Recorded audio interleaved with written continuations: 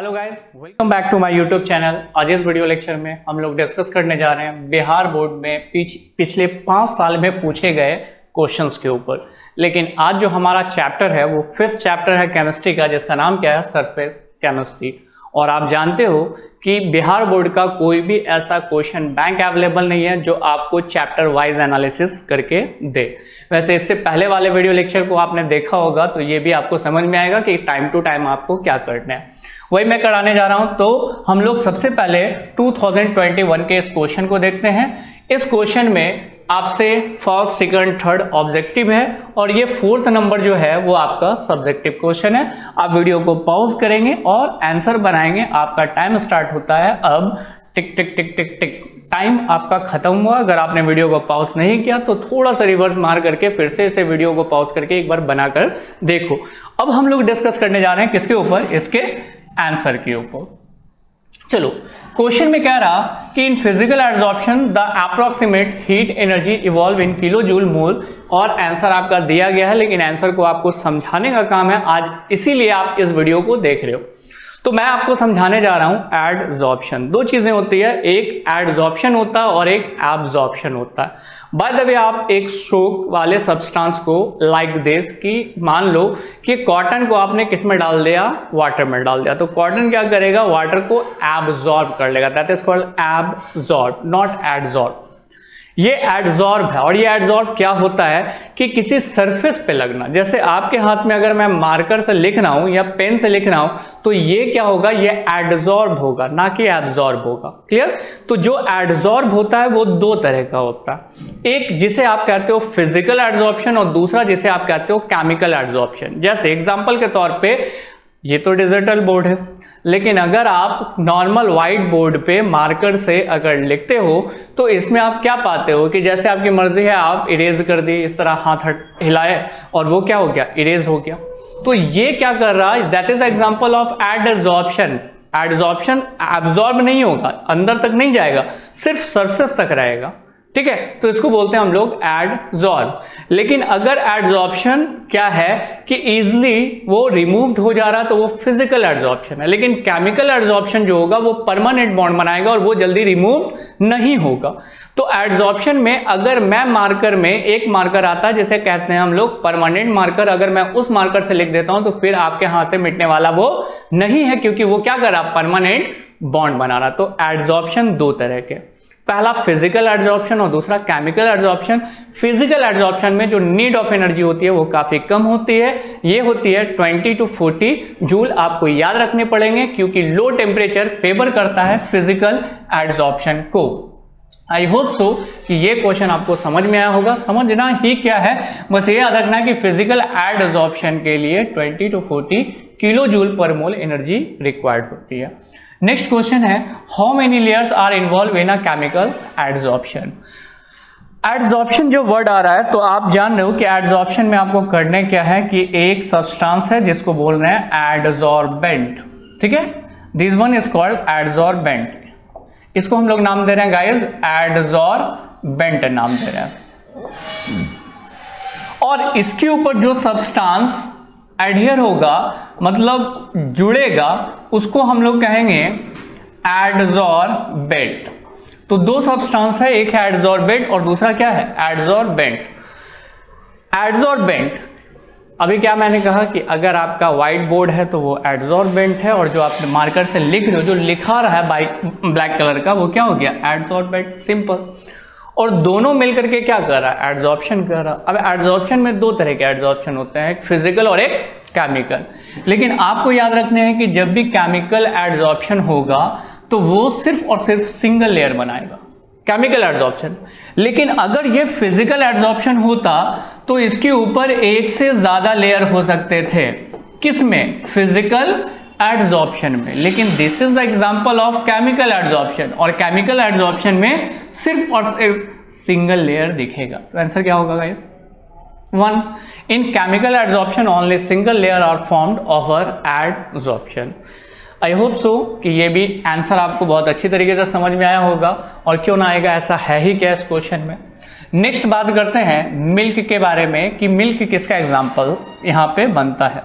Milk के बारे में अगर मैं बात करता हूं तो इसको हम लोग इमल्सन में रखते हैं और ये बहुत बार सवाल पूछा भी जा चुका, आगे भी आपको मिलेगा। पहले इसको तो समझ लें। Milk is an example of emulsion, suspension, salt and none of these. ये टाइप ऑफ कोलोइडल सॉल्यूशन होते हैं। डिफरेंट टाइप के आप कोलोइडल सॉल्यूशन पढ़ेंगे, लेकिन उनमें से अभी जो हमारे पास सवाल पूछा है कि मिल्क इनमें से कौन सा कोलोइडल सॉल्यूशन होता है, तो जवाब में हम लोग लिखेंगे इमल्सन का एग्जांपल आएगा। कहता है milk is an example of emulsion. ये जवाब आपको नहीं लिखना है, ये आपके समझाने के लिए आंसर आपको ये टिक आउट करके निकल जाना।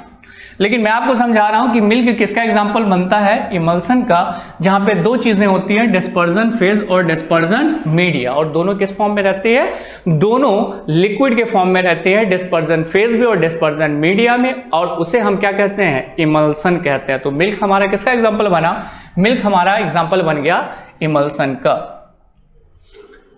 इस दो क्वेश्चन के बाद फिर से 2 मार्क्स के लिए आपसे सवाल पूछा गया फिजिकल एड्सॉर्प्शन का, और फिजिकल एड्सॉर्प्शन आई होप सो आप बहुत अच्छी तरीके से समझ चुके हो। क्वेश्चन ये है कि what are the factor which influence the adsorption of gas on solid. कौन कौन से फैक्टर है जिसमें गैस जो है वो एड्सॉर्ब होगा किस पे, सॉलिड पे। 1 मिनट बच्चा, यहाँ पे थोड़ा सा आगे बढ़ गए थे, मतलब टेक आउट हो गया था, ये देखा जाए। मैं बात कर रहा हूं किसके बारे में, एडजॉर्प्शन ऑफ गैस। मतलब एक सॉलिड सब्सटेंस है, this one is a solid. Solid कौन है, सॉलिड है आपका adsorbent.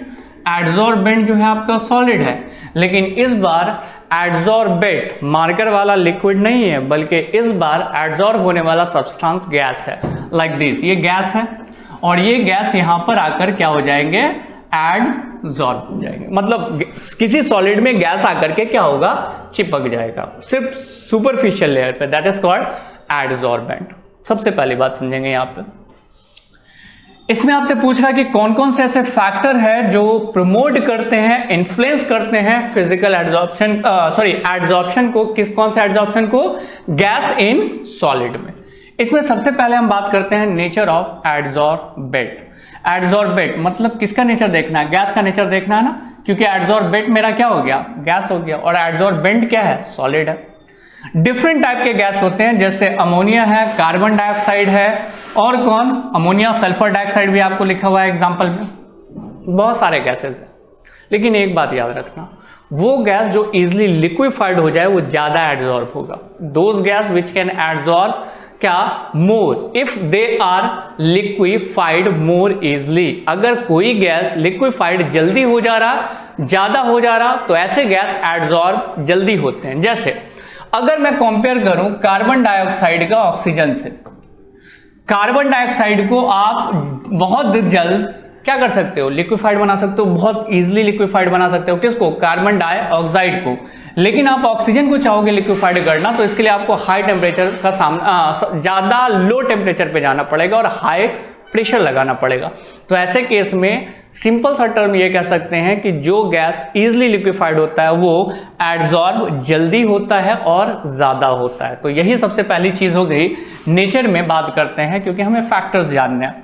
Activated charcoal tend to absorb several gas like ammonia, sulfur dioxide, chlorine. In general, easily liquefied gas such as ammonia, carbon dioxide absorb in greater extent. मैंने अभी आपको क्या कहा, एक ही लाइन आपको दिमाग में रखना, जो गैस इजिली लिक्विफाइड होगा वो गैस ज्यादा एडजॉर्ब होगा, और यहाँ पे अमोनिया, कार्बन डाइऑक्साइड गैस जो होते हैं वो जल्दी लिक्विफाइड हो जाते हैं। ठीक है, आगे नेचर ऑफ एडजॉर्बेंट।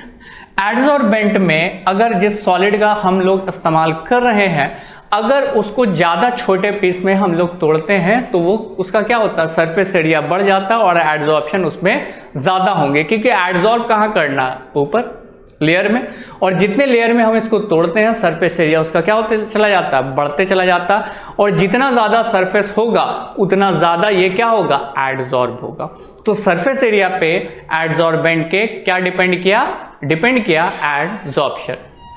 अगला कहता है adsorption, surface area of adsorbent और free valency of the solid, so powder form of adsorbent is more effective. Next बात करते हैं इफेक्ट ऑफ टेम्परेचर और इफेक्ट इन प्रेशर।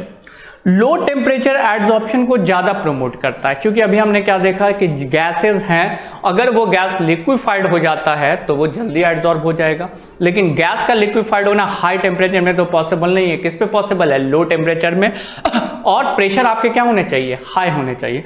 तो high pressure, low temperature, high surface area और easily liquefied gas, ये चार ऐसे पैटर्न हैं जो इन्फ्लुएंस करते हैं, किस चीज को इन्फ्लुएंस करते हैं? एडसॉर्प्शन को, गैस के एडसॉर्प्शन को। किस में? सॉलिड में। तो गाइस आज का हमारा टॉपिक यहीं तक रहेगा, मतलब क्वेश्चन का 2021 में इतना ही क्वेश्चन पूछा गया। अगला जो आपको क्वेश्चन सॉल्व करना है वो है 2020 का क्वेश्चन, और आपका टाइम स्टार्ट होता है अब। टाइम खत्म, वीडियो पॉज से हटाओ और आंसर मिलाओ। सबसे पहला क्वेश्चन यहाँ पे आप देखोगे, तीन ही ऑब्जेक्टिव क्वेश्चन पूछे गए हैं और इसी तीन ऑब्जेक्टिव क्वेश्चन को हम लोग डिस्कस करेंगे। पहला क्वेश्चन तो आपसे इजीली बना होगा, क्योंकि अभी आपने सुना कि केमिकल एडसॉर्प्शन कैसे होंगे? इरिवर्सिबल। कैसे इरिवर्सिबल सर? अगर आप परमानेंट मार्कर से बोर्ड पर लिखते हो तो वो तो परमानेंटली बॉन्ड हो जाएगा ना।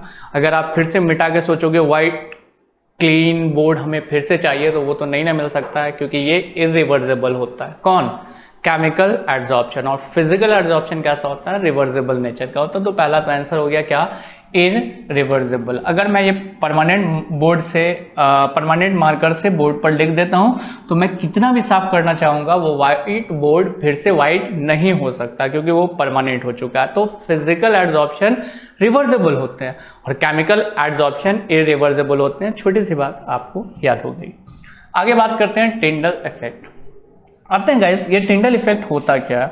अगर आप एक कंटेनर लेते हो, ये मैंने कंटेनर ले रखा है और इस कंटेनर में हमने क्या किया है कि जो भी कोलोइडल सॉल्यूशन है, याद रखिएगा मैं बोल रहा हूँ सॉल्यूशन के बारे में, लेकिन कौन सा solution? Colloidal solution. Colloidal solution और ट्रू सॉल्यूशन में फर्क होता है, ठीक है?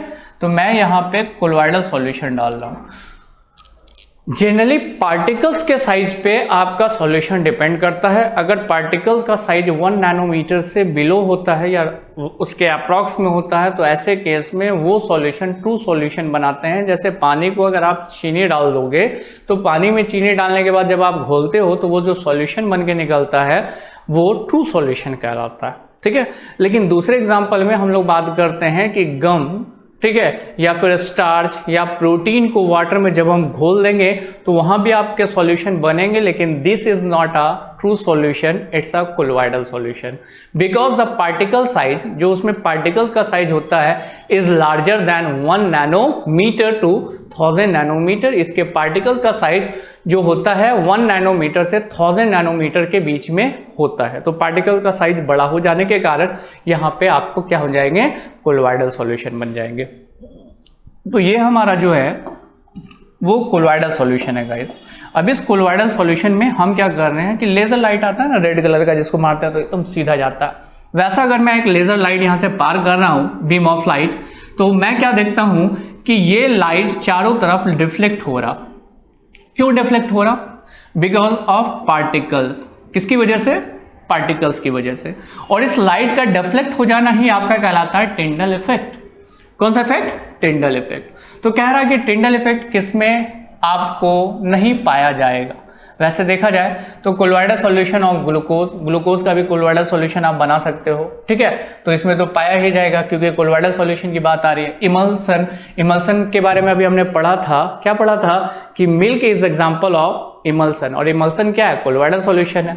नेक्स्ट कहता है सस्पेंशन, और next one is sugar solution. वैसे देखा जाए ऑब्जेक्टिव में हमें एक ही सिलेक्ट करना है, लेकिन मैं ये भी बता दूं कि इसका आंसर 2 होगा।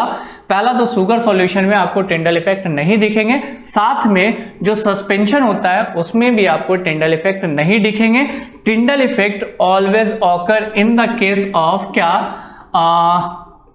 किसके केस में पाया जा सकता है? तो कोलोइडल सॉल्यूशन के केस में पाया जा सकता है, उसके अलावा किसी में नहीं। तो मैं ये कहना चाहता हूं बिहार बोर्ड से कि बाय द वे क्वेश्चन में मिसप्रिंटिंग है कि Tyndall effect is found in, ये होना चाहिए था क्वेश्चन में, और ज्यादा ऑथेंटिक जवाब हमारे लिए क्या होता, इमल्सन होता। ठीक है, तो टिंडल इफेक्ट किस में दिखेगा, टिंडल इफेक्ट दिखेगा सिर्फ और सिर्फ कोलोइडल सॉल्यूशन में, ना ही ट्रू सॉल्यूशन में, ना ही सस्पेंशन में।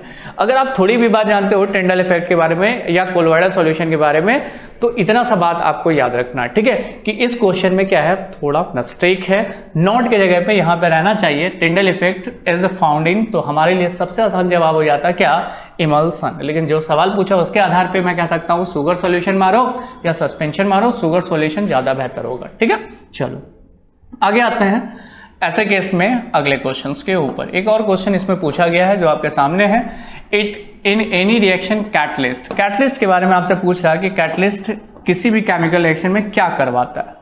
आपको पता है कि केमिकल रिएक्शन हो रहे हैं, केमिकल रिएक्शन मतलब A will change into the B, A B में चेंज हो रहा मतलब क्या हो रहा है, केमिकल रिएक्शन हो रहा। लेकिन कैटलिस्ट का काम ये होता है कि केमिकल रिएक्शन को क्या कर देना, फास्ट करा देना। सिंपल सा बात, catalyst is a chemical substance which can accelerate the chemical reaction without participating in them। बिना उसमें पार्टिसिपेट किए ही वो केमिकल रिएक्शन को एक्सेलरेट कर देता है, केमिकल रिएक्शन को फास्ट करा देता है, केमिकल रिएक्शन को इंक्रीज कर देता है।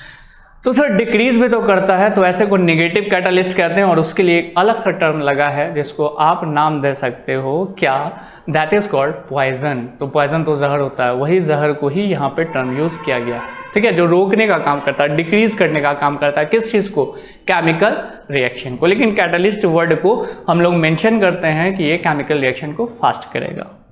तो आइए गाइस इसको हम लोग देख लेते हैं। In any reaction catalyst retard the rate of reaction, नहीं, increase the rate of reaction, both increase and decrease the rate of reaction, none of this. तो जवाब क्या होगा, इंक्रीज करता है, क्योंकि डिफिनेशन सिंपल सा है, किसका, कैटलिस्ट का। The chemical substance which increase the rate of chemical reaction, वो केमिकल सब्सटेंस जो रेट ऑफ केमिकल रिएक्शन को इंक्रीज करा दे।